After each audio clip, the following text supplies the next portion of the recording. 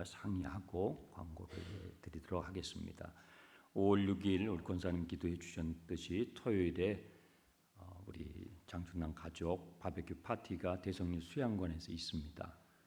꼭 오시고 자녀들 꼭 동반해 주시고, 자녀 동반한 가정은 기프트콘이 있습니다. 네, 푸짐한 상품이 있습니다. 그리고 5월 7일 주일은 유아 세례가 있겠습니다. 네, 우리 모두 자리에서 일어나셔서 제가 찬양대가 하는데 막 이렇게 흥을 내서 하시더라고요. 근데 이렇게 혼자서 이렇게 있으려니까 막 이렇게 여러분도 그랬죠? 일어나고 싶었죠? 다 일어나셔가지고 5발 이상 가셔서 5분 이상 인사하십시오. 반갑습니다. 오늘은 더 멋져 보이십니다.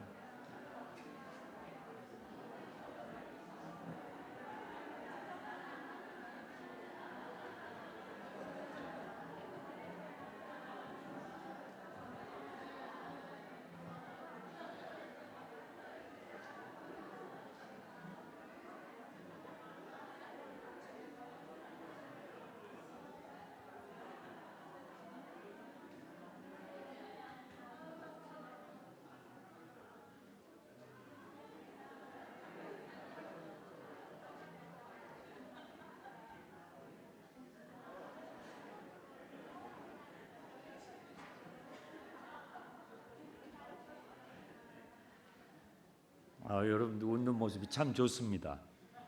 일어나서 찬양도 하시고 참 좋습니다. 잘하고 계십니다. 사람은 좀처럼 속내를 잘 드러내지 않는 경향이 있어요. 우리가 그 유교적인 배경에서 또 살아왔기 때문에 더욱 동양권에 있는 분들은 더욱 그런 것 같습니다. 제가 미국의 여러 교회들을 이제 리서치하는 기회들을 가지면서 흑인 교회 갔는데요. 거기는 흑인 교회들은요 거의 서서 예배드려요. 앉아 있는 시간보다 서서 예배하는 시간이 훨씬 길어요. 예배도 1시간이 아니에요. 2시간, 3시간씩 막 드리는데 일어나 가지고 찬양하는데 막 덩실덩실 춤을 추면서 찬양을 해요. 그분들은 이 아픔이 많잖아요. 민족적인 아픔이 많아서 그럼에도 하나님 앞에 구원받았다는 그 감격, 그것을 주체하지 못해서 앉아서 예배를 못 드리는 거예요. 그래서 저도 좀 거기서 이렇게 전염이 돼가지고요, 이렇게 앉아서 하면 좀 그래요. 아까도 찬양을 막 하시는데 이렇게 하시는데 얌전하게 이렇게 있으려니까 속내를 잘 드러내지 않는 경향이 있어요. 성경에서는 우리의 속사람이라는 표현을 써요. 속사람, 겉사람이 있고 속사람이 있어요. 우리의 겉이 있고 진짜 나는 뭐예요? inner being, 우리의 속사람이 진짜 나예요. 이 진짜 나는 평상시에는 잘 드러내질 않아요. 그러다가 삶의 위기가 찾아와요. 그때는 체면도 예의도 없잖아요. 삶의 위기가 찾아오면 그 속에 진짜 나가 드러나요. 드러나서 그 위기 가운데서 이렇게 할까 저렇게 할까 선택을 하는데 12장에 아브라함이 그랬잖아요. 애굽에 내려갔는데 삶의 큰 위기를 겪어요. 그러니까 겉으로는 점잖고 그럴 때도 보였는데 위기 앞에서 진짜 나가 드러나는 거예요. 얼마나 옹졸해요. 옹졸한 이기적인 자기밖에 모르는 그런 진짜 나가 드러나는 것이죠.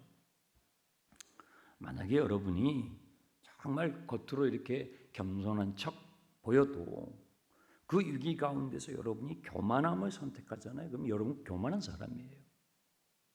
그게 진짜 여러분이라고요. 여러분이 정직해 보이지만 참 저분은 정직해 보이는 것 같아. 하지만 삶의 위기 앞에서 거짓을 선택하게 되면 사실은 거짓의 사람인 거예요. 굉장히 용감해 보이는 것 같아요. 그런데 삶의 위기 앞에서 비겁한 선택을 해요. 비겁한 인간인 거예요. 아브라함이 그랬잖아요. 12장의 아브라함과 13장의 아브라함이 똑같은 사람인데 달라져요. 이게 그리스도 안의 변화, 성화, 성결이라는 것이죠. 12장에서 아브라함은 너무 이기적이었어요. 옹졸하기가 짝이 없어요. 그런데 13장에서 아브라함은 달라져요. 마음이 커져요. 시야가 넓어져요. 편협했던 자기만 보았던 사람이 이제는 조카에게 이렇게 말해요. 우리가 한 가족이 아니냐. 시야가 넓어져요. 좀 더 크게 볼 줄 아는 사람이 되어가고 있습니다. 13장 8절을 보세요. 아브라함이 롯에게 이르되 우리는 한 친족이라, 한 가족이라는 뜻이에요. 나나 너나 내 목자나 너의 목자나 서로 싸우지 말자. 네 앞에 온 땅이 있지 아니하냐? 나를 떠나가라. 너가 좌하면 나는 우하고 너가 우하면 나는 좌하리라. 와, 만약에 우리가 이 말씀을 우리의 가정에서 적용할 수만 있다면, 만약에 이 말씀을 우리의 일터에서 적용할 수만 있다면, 만일 이 말씀을 정치권에서 적용할 수 있다면 얼마나 세상은 좋아질까요? 하나님의 나라가 이루어지겠죠. 네. 하나님의 말씀이 그렇게 놀라운 것입니다. 그러면 우리는 질문하게 되는 거예요. 어떻게 12장에서 13장으로 넘어올 때에 이 똑같은 아브라함이라는 사람이 이렇게 달라졌지? 뭐가 있었지? 그 사이에 뭐가 있었겠죠? 예, 그 사이에 애굽에서의 체험이 있었어요. 더 정확히 말하면 출애굽의 경험. 12장 20절에 나오죠. 바로가 사람들에게 그의 일을 명하며 그들이 그와 함께 그의 아내와 그의 모든 소유를 보내었더라. 믿음의 사람들은요 전부 출애굽의 경험을 해요.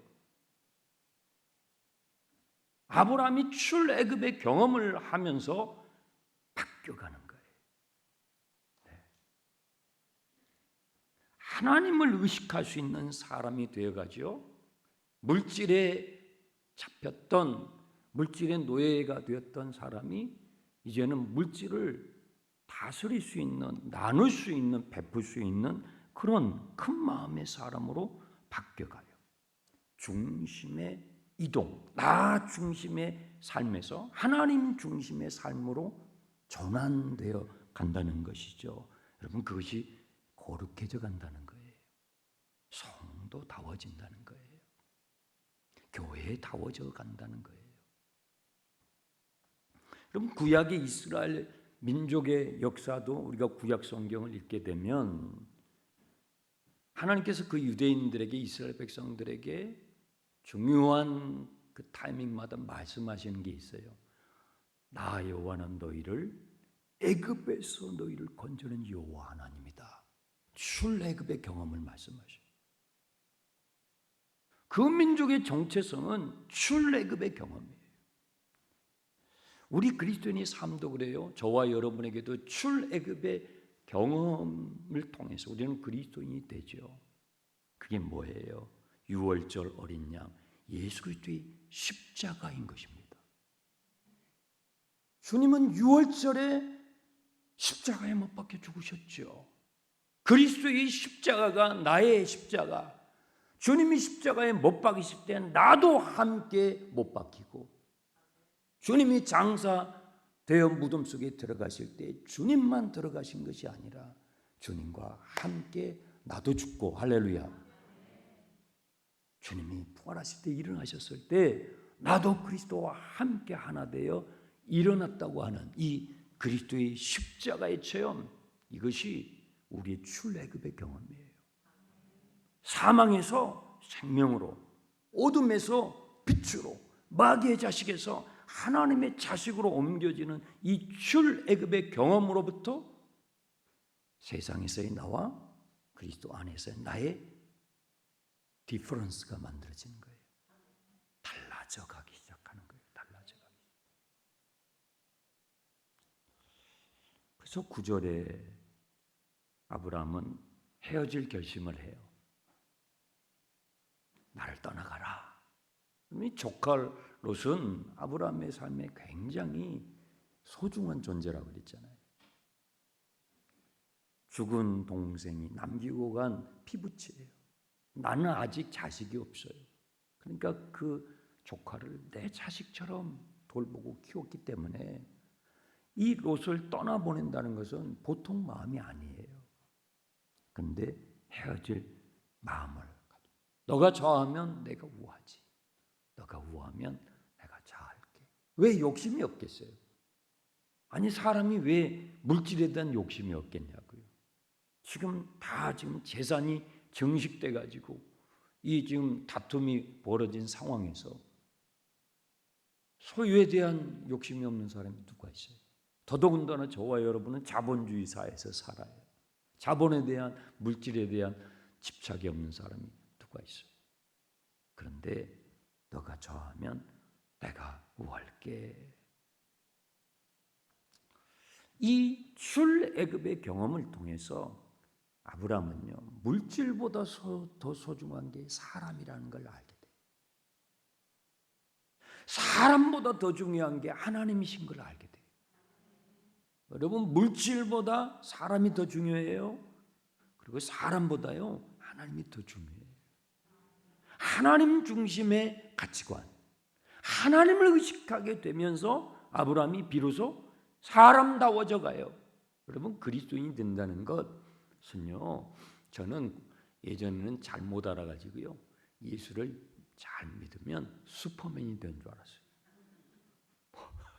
막 능력을 받아가지고, 하늘의 능력을 받아가지고, 막 기상천외한 은사들을 받아가지고 하늘 막 붕붕 날아다니고 이런 슈퍼맨 같은 존재가 되는 줄 알았다고요. 잘못 알았다고요. 아니에요. 그리스도인이 된다는 것은 진정한 인간이 된다는 거예요. 하나님을 아는 하나님 중심의 인간. 그런 사람들이 모이는 곳이 천국이에요. 그런 사람이 모이는 가정은요, 가정천국이 되는 거예요. 여러분의 가정이 가정천국을 이루시길 축복합니다. 하나님 중심의 사람, 하나님을 인식할 수 있는 남편, 하나님을 인식하는 아내, 하나님을 인식할 수 있는 아들, 딸들이 모인 가정이 천국을 이루어가는 거죠. 네. 그런데요, 10절을 보시면 이 조카 롯은요, 똑같이 출애굽의 경험을 했잖아요. 그런데 아브라함하고 좀 달라요. 아주 얌체 같아요. 고맙다는 말 한마디도 안 해요. 너가 좌하면 내가 우할게 했잖아요. 그러면 삼촌 고맙습니다. 그래도 저를 길러주신 그 사랑이 너무 커서 삼촌이 먼저 선택하세요. 말이라도 한마디 하면 되잖아요. 그렇다고 또 아브라함이 뭐 그렇겠어요. 지금 분위기가 그 보면 알잖아요. 그럼 말이라도 한마디 하면 이쁘잖아요. 그런 말 한마디도 없어요. 고맙다는 말, 저를 키우셔서 고맙습니다. 이렇게 저에게 먼저 배려해 주십니까, 삼촌? 너무 감사합니다. 그런 말 한마디 하지 않고요. 요단을 보니까 너무 물이 많고 초지가 많아서 여기로 가면 진짜 큰 돈 벌겠다. 거기를 냉큼 선택하고 그리 갔다는 얘기예요. 우리는 이런 사람들을 많이 만나죠. 또 우리 자신도 그럴 때가 있어요. 11절에 롯이 점점점 동쪽으로 옮겨가더니 12절에 마침내 소돔까지 갔다는 거예요. 그런데 그 소돔은 어떤 곳이에요? 하나님 앞에서 죄를 짓고 악한 자들이 모여 사는 곳이었다는 거예요. 가지 말아야 할 곳까지, 선을 넘지 말아야 할 선까지 넘어갔다는 거예요.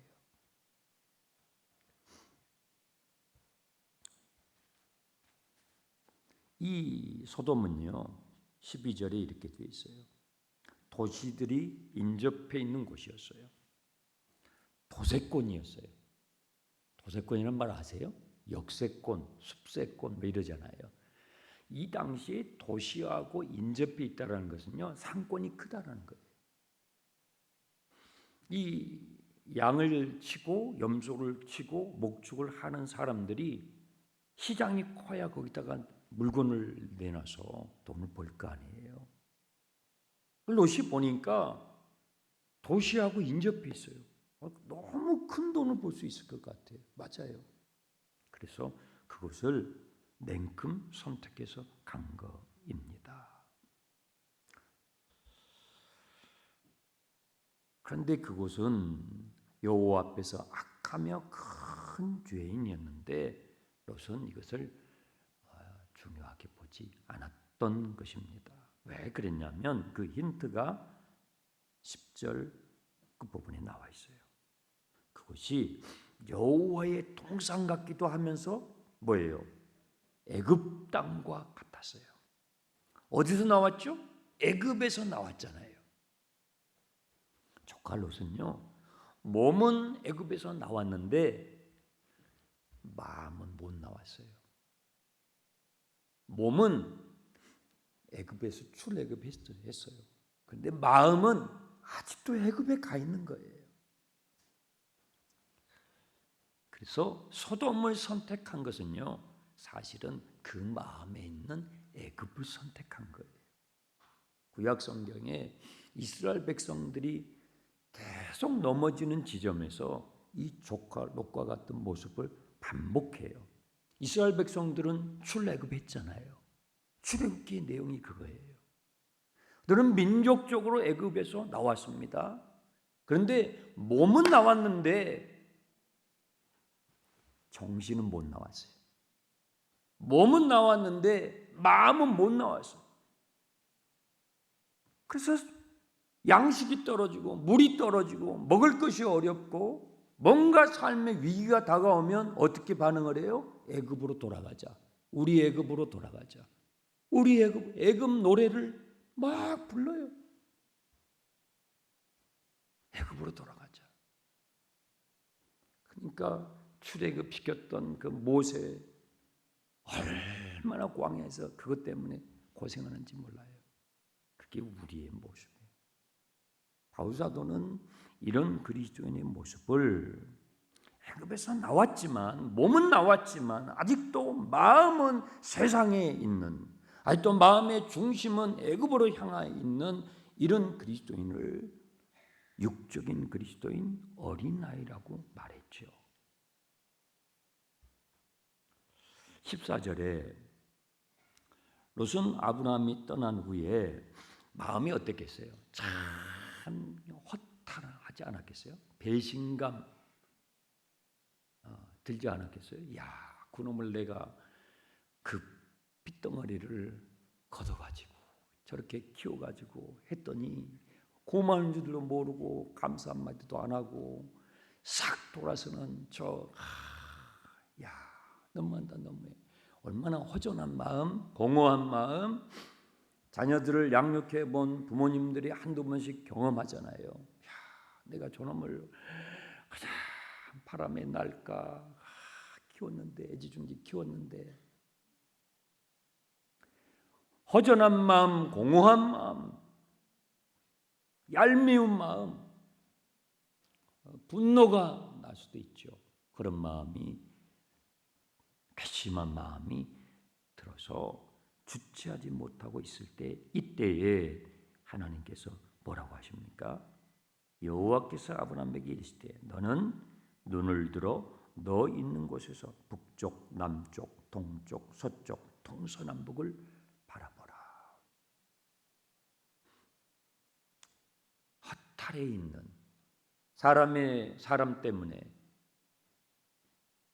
그렇게 아끼고 사랑했던 그 가족이 나를 배신하고 그렇게 그냥 싹 돌았을 때 그 공허한 마음, 허탈한 마음을 가누지 못하고 있는 이 아브라함에게 하나님께서 말씀하시는 거예요.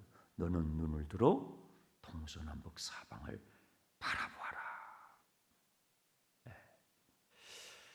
하나님께서 저와 여러분이 이 세상을 살아갈 때에 때로는 공허해질 때가 있어요. 때로는 허무해질 때가 있어요. 우리의 마음을 공허하게 하는, 허망하게 하는 일들이 가정에서 일어날 수 있어요. 직장에서, 교회에서도 일어날 수 있죠. 그럴 때에 하나님께서 우리에게 뭘 주시는지 아세요? 금덩어리, 은덩어리, 돈보따리 이런 거 주시지 않아요. 그런 것을 주면은 마음의 공허함이 채워질 것 같잖아요. 안 채워져요. 하나님은 그런 거 주시지 않아요. 뭘 주시지 않느냐? 하나님의 말씀을 주셔요.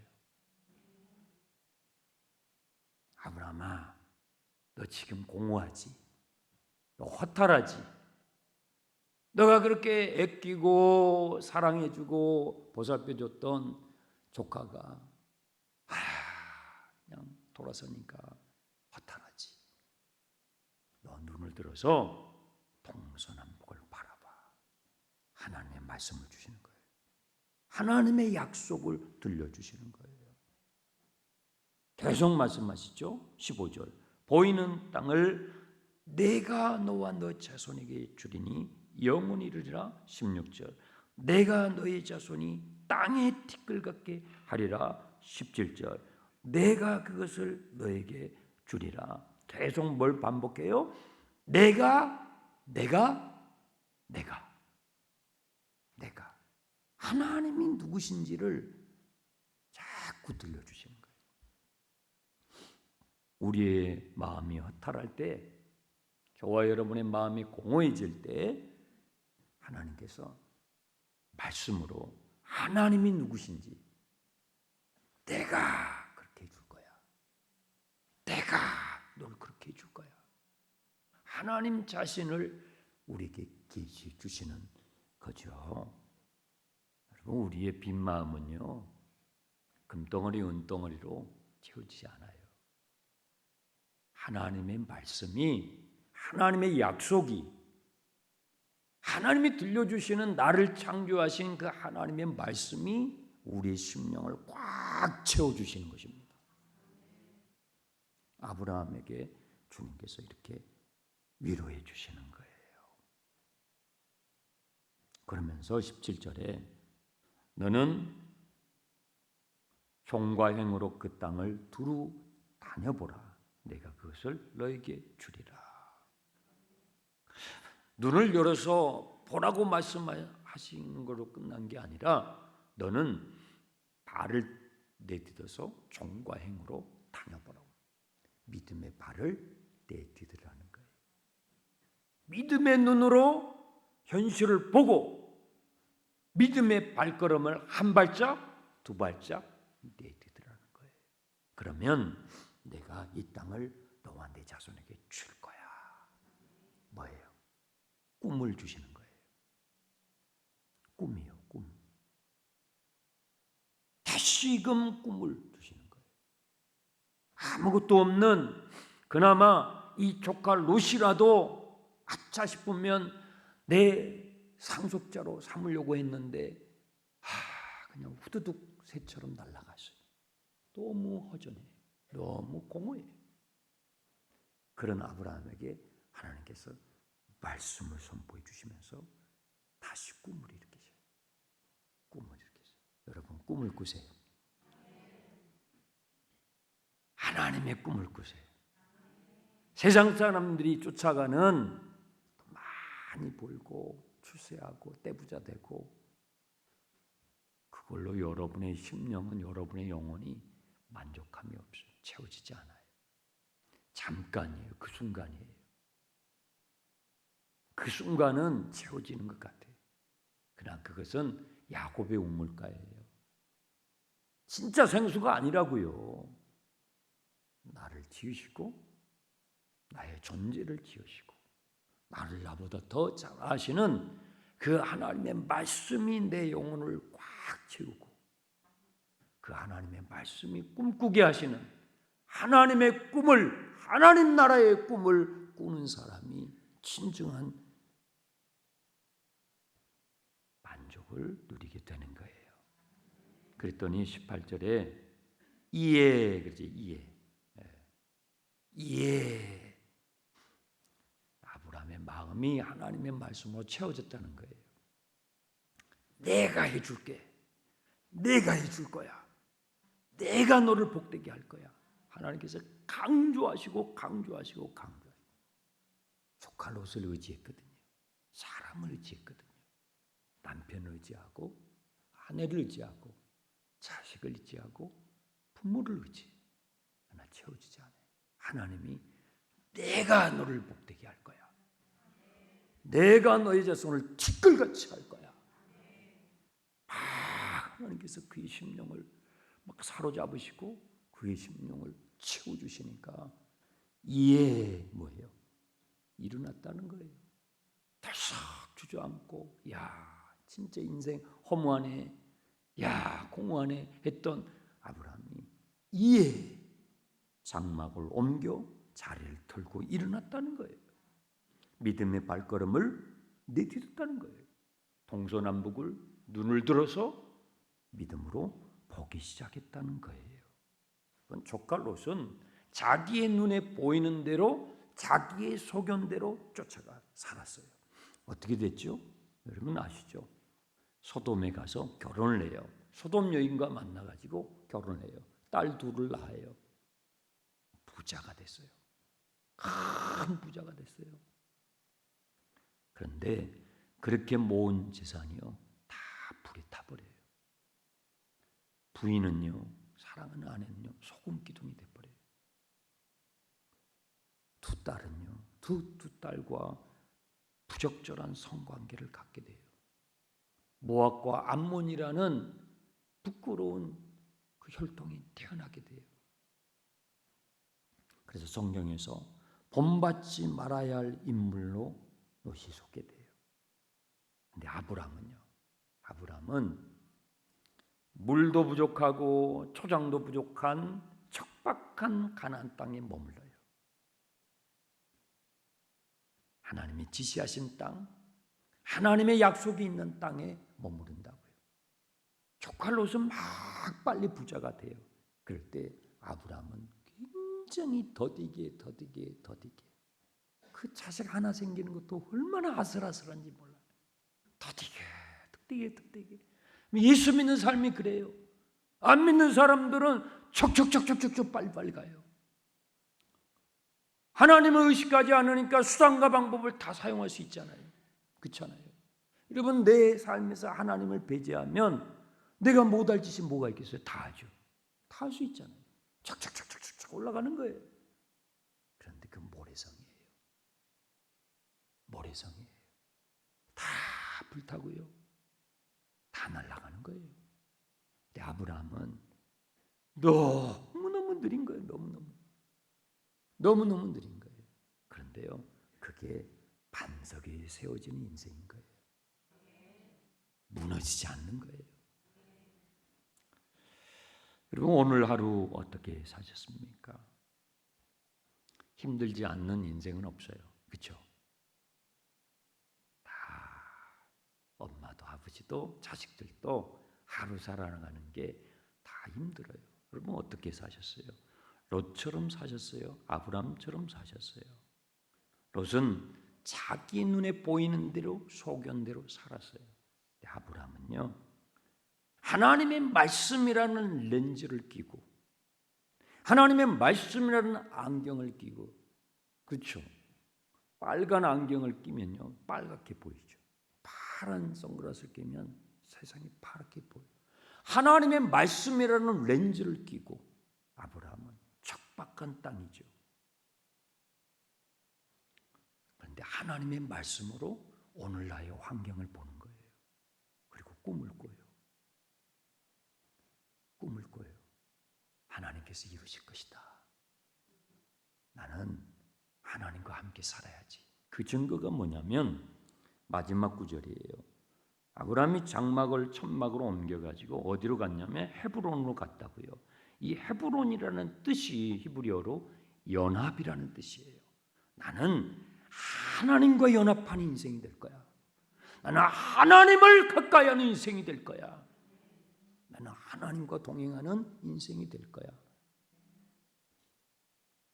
세상을 짝하고 세상의 방식을 영합했던 롯은 다 잃어버려요. 그런데 하나님과 함께하기를 원했던, 하나님의 꿈을 꿨던 아브라함은요, 하나님의 말씀대로 하늘의 별처럼 해변의 모래알처럼 그 후손들이 하나님의 말씀대로, 그는 믿음의 조상이 되고요, 열국의 아비가 되는 거예요. 저와 여러분에게 그런 은혜가 있기를, 우리 장중단의 형제 자매님들에게 이 복이 있기를 주님의 이름으로 축원합니다. 기도하겠습니다. 살아계신 하나님 아버지, 감사합니다. 공허하고 허전하고 허탈할 때에 하나님의 말씀을 읽고 하나님의 말씀을 듣게 하소서. 그리하여 우리의 영혼이 세상의 것으로